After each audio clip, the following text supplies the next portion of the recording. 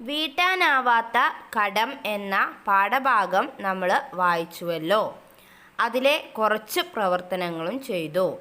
ഇനി ബാക്കിയുള്ളവ നമുക്ക് നോക്കാം.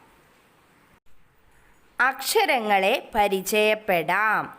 മലയാളത്തിലെ അക്ഷരങ്ങൾ എഴുതി നോക്കൂ. ആ മുതൽ അ വരെയുള്ളവ സ്വരാക്ഷരങ്ങൾ എന്നറിയപ്പെടുന്നു. അവയെ നമുക്ക് സ്വതന്ത്രമായി ഉച്ചരിക്കാം.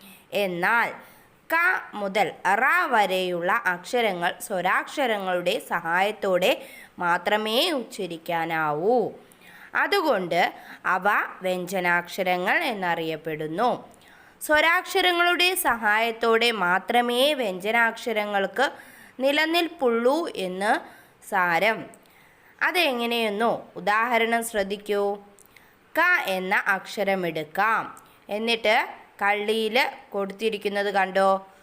ക പ്ലസ് ആ ക, ക പ്ലസ് ആ കാ, ക പ്ലസ് ഇ കി എന്നിങ്ങനെ അക്ഷരങ്ങൾക്കുണ്ടായ മാറ്റങ്ങൾ കണ്ടു മനസ്സിലാക്കിയല്ലോ. ഈ വിധം വ്യഞ്ജനാക്ഷരങ്ങൾ ഓരോന്നും എഴുതി നോക്കണം. അക്ഷരങ്ങളുടെ ഈ ഘടകങ്ങൾക്ക് വർണ്ണങ്ങൾ എന്നു പറയുന്നു. വർണ്ണങ്ങൾ കൂടിച്ചേർന്ന് അക്ഷരമുണ്ടാകുന്നു. എന്നാൽ സ്വരങ്ങളുടെ സഹായമില്ലാതെ ഉച്ചരിക്കാവുന്ന ഏതാനും വ്യഞ്ജനങ്ങളുണ്ട്. ഇൻ, ഇൽ, എർ, എൾ, ൺ ഇവയെ ചില്ലക്ഷരങ്ങൾ എന്നാണ് പറയുന്നത്. താഴെ ചില പദങ്ങളെ വർണ്ണങ്ങളാക്കി എഴുതാൻ കൊടുത്തിട്ടുണ്ട്. അവ നിങ്ങൾക്ക് ചെയ്യാൻ കഴിയുമോ എന്ന് നോക്കുക.